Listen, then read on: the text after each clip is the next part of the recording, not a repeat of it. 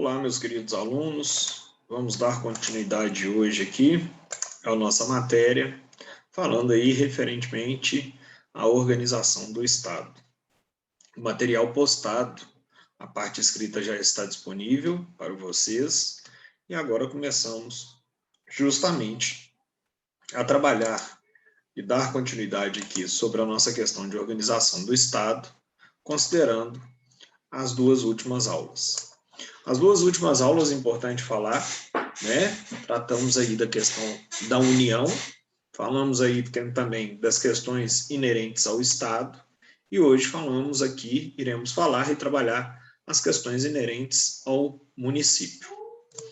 Então, a primeira situação é a gente definir a questão e justamente esses entes federados, né? Então, nós falamos lá do Brasil, sua autonomia, sua soberania nacional, e agora temos aqui justamente, falamos que o Brasil é composto por estados federados e cada estado federado é composto pelos seus municípios. Então, a definição aí de municípios nada mais é do que entidades federativas dotadas de autonomia e voltados para assuntos de interesse local. Cada estado é dividido em vários municípios, todos com uma autonomia política e administrativa. Então, sempre eu vou voltar, tá, gente? Fazer um ping-pong para ir mostrando as diferenciações que a gente tem.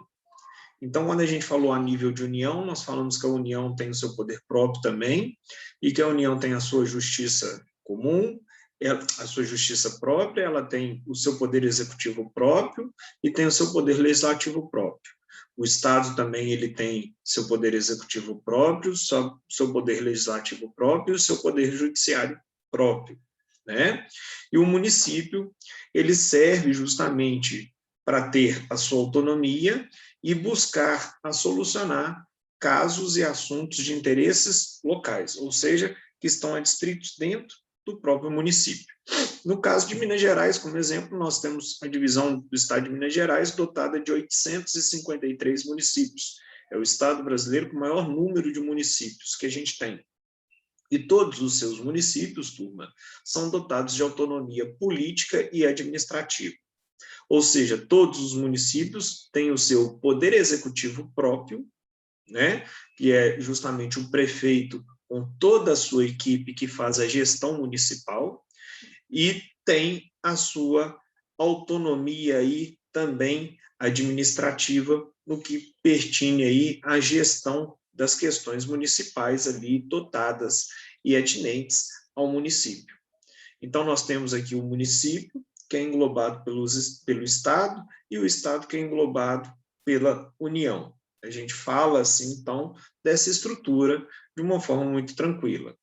E, além disso, a sua autonomia política e administrativa dentro das suas competências, o município tem também o seu poder legislativo próprio, que é embasado aí pela Câmara dos Vereadores, poder e autonomia legislativa justamente para legislar em questões e matérias voltadas ao próprio município.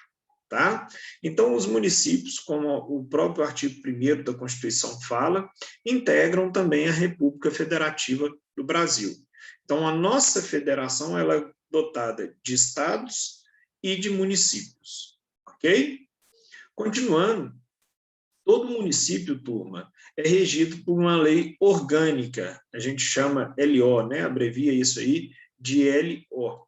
E essas leis orgânicas têm que ser aprovadas pela sua Câmara Municipal, que é o poder legislativo ali do município, né?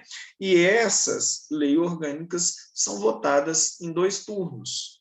É importante a gente saber que elas têm que ter um intervalo mínimo de 10 dias entre uma votação e outra, e tem que ser aprovada por, no mínimo, 2/3 da composição da Câmara Municipal.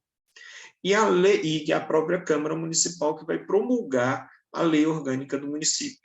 E esta lei orgânica do município ela é muito interessante, porque ela vai ditar ali todos os objetivos e todas as questões no que pertine ali ao objetivo do município, tá?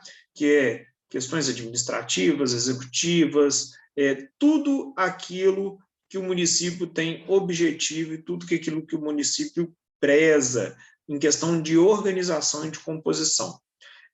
O próprio nome fala, né, gente? Orgânico. A gente pensa num organismo, ou seja, uma integração de como tudo deve funcionar.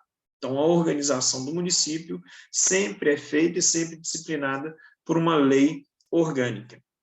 E esta lei orgânica, gente, é claro, como a gente já falou da hierarquia das normas, ela necessariamente tem que obedecer o que está previsto nos princípios da Constituição Federal e o que está previsto nos princípios da Constituição do Estado, ao qual o município está adstrito. É muito importante a gente entender isso e saber, porque vem justamente aquilo que eu expliquei na última aula para os senhores, onde a gente tem que observar a hierarquia das normas e que cada ente federado tem que observar que está legislando, está executando algo que está de acordo com a nossa Constituição Federal. Então, é importante a gente entender esta organização municipal para que assim não tenhamos problema de uma eventual inconstitucionalidade. Então, a lei orgânica, até mesmo por ela falar de como que vai ser toda a sistematização e todo o funcionamento do nosso sistema público municipal, ela vai ter uma hierarquia superior às demais leis municipais. Então, a lei orgânica, ela fala como que tudo deve funcionar dentro do município e, por isso, dessa hierarquia, e por isso que ela tem que ser aprovada em 2 turnos e por isso que ela precisa da maioria de 2/3 da composição da Câmara de Vereadores. O autogoverno nada mais é o qual é composto aí pelo prefeito municipal e pelos representantes do legislativo, que são os famosos aí vereadores, né? Essa eleição ela acontece de 4 em 4 anos, onde o prefeito pode ser reeleito apenas uma única vez e os vereadores podem ser reeleitos quantas vezes forem necessárias aí. Lembrando que o prefeito vai fazer a administração e a execução do município e os vereadores vão aí fazer e zelar pelo poder legislativo daquele município, tá? Mandato de 4 anos, nós falamos, e nós falamos também quanto à reeleição e os mandatos aí, tá? A eleição, importante a gente saber, é realizada sempre no último domingo, no primeiro domingo de outubro do ano anterior ao mandato, e se tratando em município com mais de 200 mil eleitores, é possível termos um segundo turno, caso não se tenha a maioria absoluta dos votos válidos, tá? E a composição da Câmara de Vereadores, a gente tem que observar o que o artigo 29, inciso 4 da Constituição dispõe, tá? Porque lá vai falar um limite mínimo e um limite máximo de vereadores a serem eleitos aí para os municípios. É importante também, turma, falarmos da inviolabilidade dos vereadores por opiniões, palavras e votos. Isso no nosso dia a dia e no nosso trâmite aqui, né, vamos falar assim, é algo extremamente atual e muito colocado em prova para a gente, né? Porque todos eles, tanto a nível de vereador, deputado, etc., eles têm aí a inviolabilidade. Então, quando eu falo em vereador, esses vereadores eles só têm justamente inviolabilidade das suas opiniões, palavras e votos dentro do que eles representam. E o que eles representam é o município. E aí, com base nisso, eles têm que observar essa situação, toda essa questão, e eles têm que observar também que essa inviolabilidade ela está prevista dentro do mandato deles, ou seja, tão somente enquanto vereadores. Então, peço e recomendo a todos vocês que façam uma leitura completa do artigo 29 da Constituição. Tendo alguma dúvida sobre algum inciso desse artigo 29, alguma disposição deste artigo 29, tragam, anotam, que na nossa aula a gente vai suprimir essa questão. Além disso, também nos municípios podemos ter uma lei criada por iniciativa popular, ou seja, a cidade, através de 5% do seu eleitorado, pode desenvolver e pedir um projeto de lei específico, a qual, às vezes, os vereadores não apresentaram. Então, nós temos a possibilidade da sociedade, quando se reúne, conseguir colocar em pauta um projeto de lei por iniciativa popular. Quando eu falo de iniciativa popular, é muito importante, essa iniciativa popular tem que ter pelo menos 5% de todo o eleitorado ali daquele município. Ainda, nós temos a questão municipal, turma, no que se refere à autolegislação, estabelecida ainda no artigo 30 aí da Constituição, no inciso 1, 2 e 3. Quando eu falo em autolegislação, eu falo que o município ele pode trazer regras e legislar sobre o seu interesse local. Mas isso eu tenho que observar o que a legislação federal, ou seja, da União, fala, e o que a legislação do Estado também fala, para eu não suprimir a competência legal. Então, eu tenho que observar, turma, que o município tem capacidade de legislar, ele tem capacidade de criar suas regras, mas ele tem que observar o que regras hierarquicamente superiores falam para não fazer algo, vamos falar assim, ilegal contra outra lei de superioridade ou algo inconstitucional. Então, só um exemplo. Lá no artigo 156 da Constituição, tem lá, caberá aos municípios instituir ITBI, Imposto sobre Transmissão de Bens Imóveis. Ou seja, cada município tem a possibilidade de criar um imposto sobre transmissão de bens imóveis, que é um imposto que a gente paga quando a gente faz compra e venda de imóvel. A Constituição nomeou que a competência é de quem? Do município. Então, quem vai legislar a respeito disso é o município. Então, eu tenho que observar justamente isso. Eu tenho que observar também a competência dentro do seu interesse local e dentro do seu território. Isso é extremamente importante. Então, vamos supor, vamos pegar o caso de Contagem, que Contagem até alguns anos atrás não cobrava IPTU de alguns imóveis particulares, residências de até 100 metros quadrados. Vamos pensar que Contagem ainda continue não cobrando esse IPTU. Pode Belo Horizonte falar que vai cobrar o IPTU, já que Contagem não quer cobrar o IPTU dos imóveis de lá? Não. Por quê? Porque Belo Horizonte tem competência territorial tão somente sobre o seu interesse local, que é o município de Belo Horizonte. Então, não compete a Belo Horizonte querer dispor de uma legislação e sobre alguma coisa que ele não tem interesse, ou ele não tem prevalência, ou ele não tem poder sobre aquilo ali. Literalmente, né, para bons entendedores, cada um no seu quadrado. A fiscalização dos municípios, gente, ela acontece tanto de forma pelo Poder Legislativo e tanto também pelos tribunais de contas do Estado, tá? Ou tribunais de contas do município, quando tiver, porque não é obrigatório ter. Então, o Poder Legislativo Municipal, ele aprova as contas do município, ou seja, ele convalida toda aquela execução do trabalho, daquele exercício exercido ali pelo município, tá? E também todas essas questões são convalidadas e enviadas para os tribunais de contas dos estados.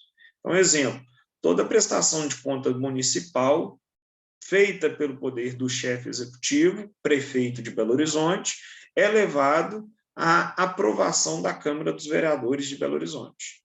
E, além dessa aprovação da Câmara dos Vereadores de Belo Horizonte, ela é levada também para o Tribunal de Contas do Estado de Minas Gerais, o qual o Tribunal de Contas do Estado de Minas Gerais será responsável por convalidar as contas, ou seja, aprovar ou gerar alguma pendência a ser solucionada pelo prefeito municipal, tá? Nós temos ainda as competências materiais municipais, né? Ou seja, os municípios podem instituir e arrecadar os tributos que são da sua competência. Quais são os tributos da competência do município? São os impostos, no artigo 156, Imposto sobre Propriedade Territorial Urbana, o ITBI, Imposto sobre Transmissão de Bens Imóveis, e o ISS, Imposto sobre Serviços. Quais os outros tributos que o município pode cobrar? Contribuição de melhoria, que eu deixo para vocês aprenderem lá no direito tributário, ou as taxas, que as taxas é aquele valor cobrado pelo exercício legal do poder de polícia ou algum serviço posto à disposição do contribuinte, executado e prestado pelo próprio município, tá? Então, aqui vamos falar que eu posso ter a taxa de fiscalização, que é a taxa de alvará? Sim. Para você abrir uma empresa, você tem que pedir uma licença para o município e o município te cobra uma taxa para isso e expede um alvará de funcionamento para você. Então, essa competência de que vai funcionar, como que vai funcionar no município, é uma competência prevista lá na lei orgânica que nós falamos, e aí nós temos essa situação aqui do município ter essa competência aí para instituir, organizar, zelar pelo seu ideal funcionamento. Também ele vai destinar como que ele vai aplicar todas as suas rendas, ou seja, os valores das suas arrecadações, sem prejuízo da obrigatoriedade de prestar contas e publicar balancetes nos prazos fixados em lei. Então, todo município também tem que fazer tudo dentro do direito administrativo, ou seja, observar todos os ditames legais, e todos eles têm que observar o que a Constituição destaca aí, do que se pode destinar a gasto público para determinadas áreas. Tá? Também competir ao município criar, organizar e suprimir distritos, observada a legislação estatual. Então, é muito normal, principalmente em Minas, né? A gente anda nesse território enorme de Minas Gerais e vê lá que existem vários distritos que pertencem a determinados municípios. Isso é extremamente legal também. Caberá também aos municípios organizar e prestar diretamente ou sob regime de concessão ou permissão serviços públicos de interesse local, incluído o transporte coletivo, que tem caráter essencial. Então, exemplo, nós temos aí o transporte público coletivo em Belo Horizonte, o qual é exercido por quem? Pelo município? Não. O município concede o direito a determinadas concessionárias de ônibus a explorar o transporte público. Com base nisso, essas empresas passam por um processo licitatório onde elas pagam pelo direito de explorar esse serviço público que é o transporte coletivo. Então, há aí uma organização desse interesse local, municipal, justamente do transporte coletivo. Também compete aos municípios se organizarem e manter aí uma questão técnica e financeira da União e do Estado, principalmente no que concerne à educação infantil e fundamental. Então, a educação é um direito de todos, ela tem que ser zelada tanto pelo município, quanto pelo Estado e pela União. Ah, então a gente consegue entender isso? Sim, tanto é verdade. Agora, olha que interessante, programas de educação infantil e de ensino fundamental. Se eu falo infantil, eu estou falando aí creche, pré, primário, até ensino fundamental. Ah, Eduardo, então por isso que não existe universidade municipal? Isso, porque não tem essa disposição constitucional. Já a gente tem a Universidade do Estado? Tem, a UENG, Universidade do Estado de Minas Gerais. A gente tem a Universidade Federal? Tem, Universidade Federal de Minas Gerais, UFMG. Mas não tem municipal, porque não é competência do município ter e zelar por educação superior. Tá? Então, ela fica junto com a União, com o município e com os estados, a educação infantil e fundamental, exercida por todos os entes aí. Quais são as responsabilidades do prefeito? Né? O prefeito vai ser julgado por qualquer tipo de infração penal pelo Tribunal de Justiça de Minas, e o STF vem e fala, na súmula 702, A competência do Tribunal de Justiça, no caso, restringe a crime de justiça comum do Estado. Nos demais casos, vai caber sempre ao Tribunal de Segundo Grau julgar referido caso aí. Os crimes de responsabilidades do prefeito vão ser julgados pela Câmara de Vereadores, tá? Os bens, o que é bem do município não está contido e destacado na Constituição, igual nós temos os destaques dos bens da União e dos estados, que nós falamos nas aulas anteriores, tá?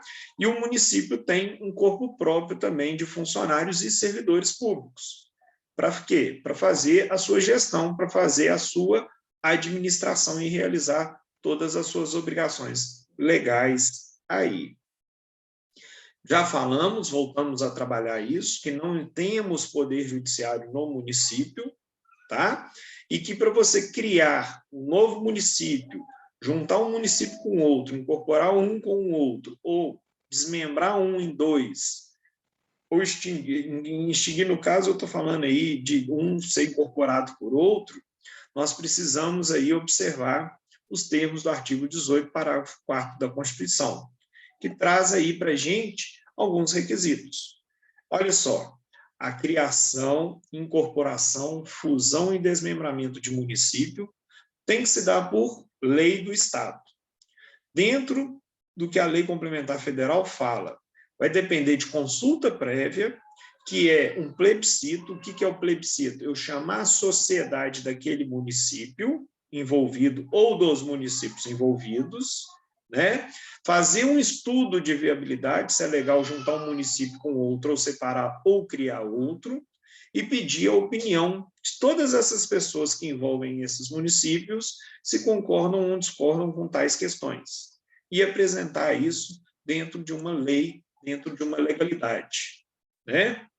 Então, antes de 1996, criar-se municípios era muito mais simples do que hoje em dia. Hoje nós precisamos dessa viabilidade, nós precisamos dessa aprovação e nós precisamos de um plebiscito, tá? Então, a gente sempre tem que ter o quê? Uma lei complementar, desde 1996, que fala sobre criação de municípios, né? E falar sobre a viabilidade de criação desses municípios.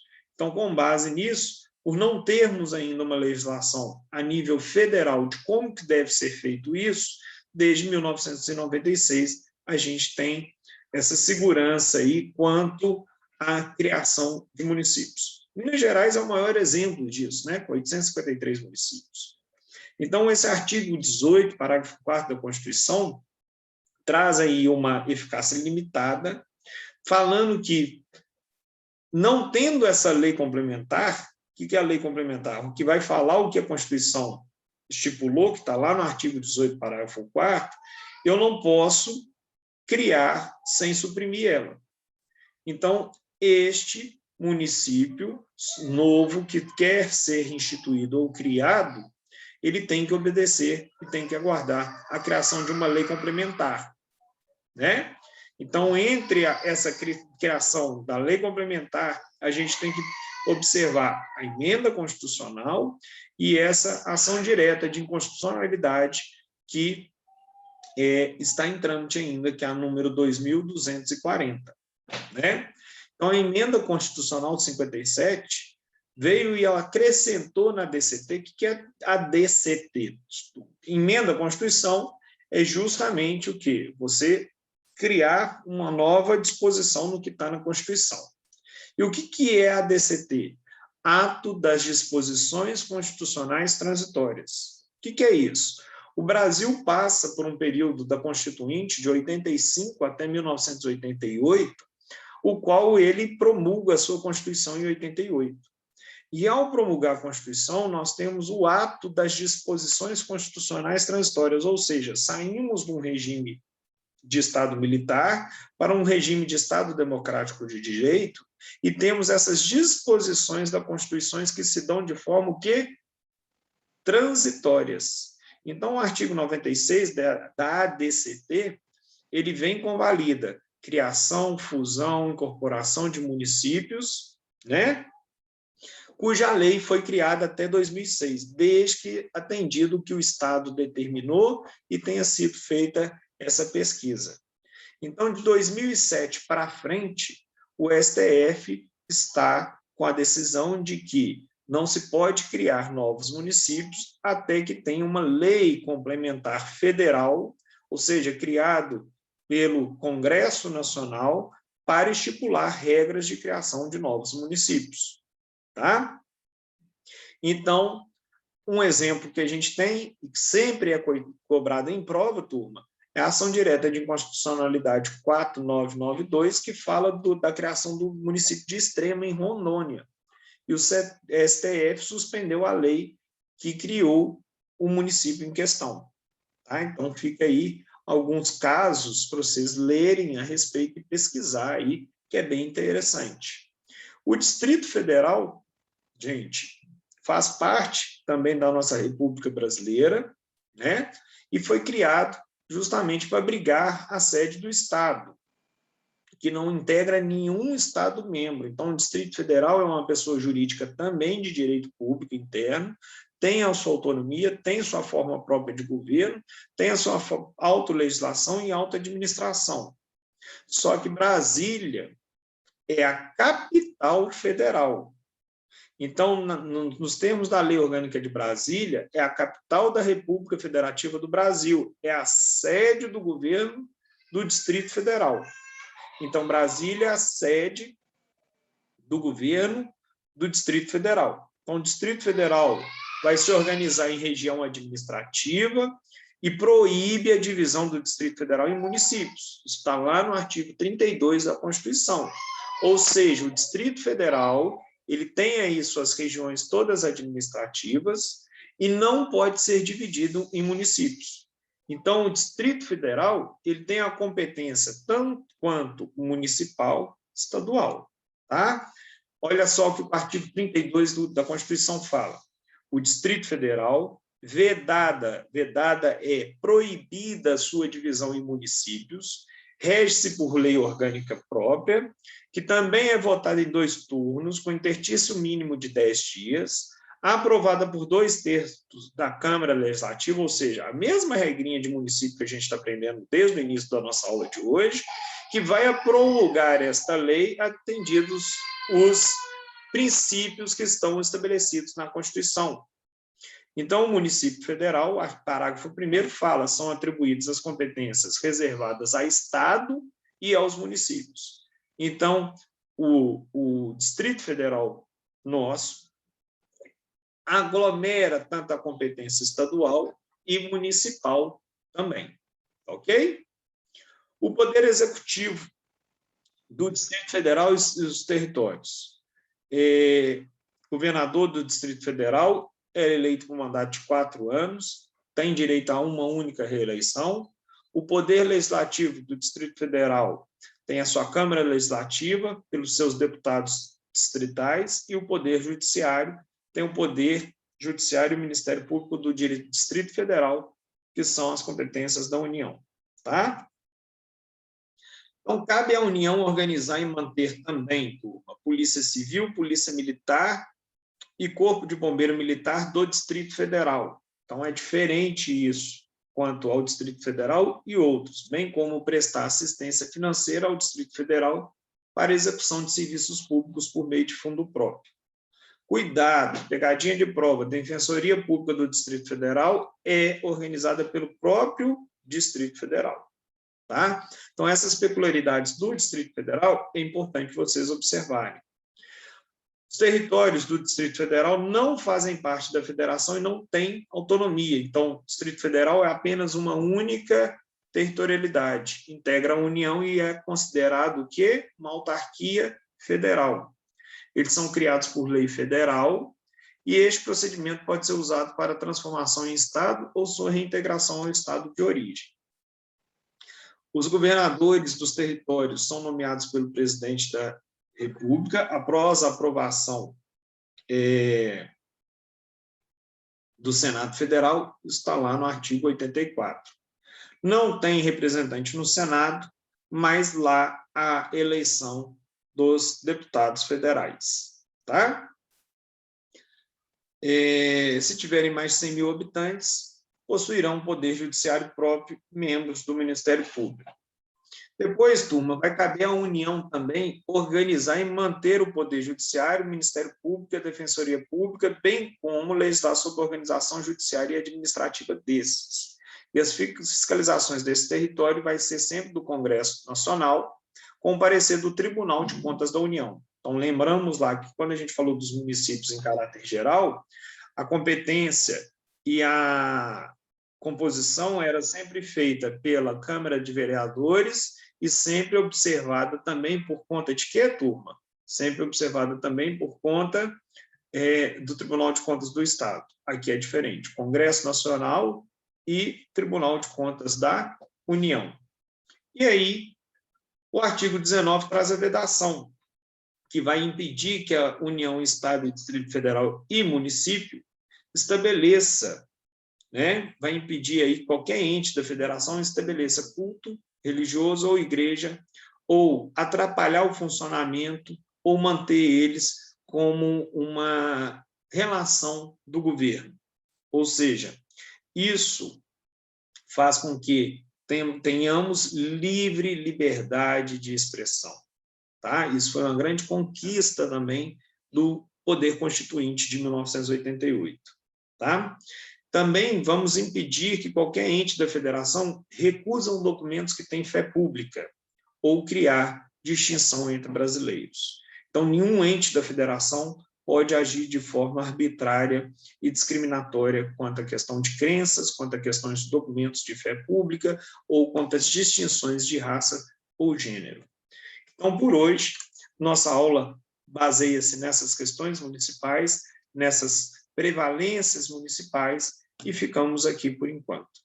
Um abraço para vocês, tenham um excelente dia e aguardo até a nossa próxima aula. Fiquem com Deus.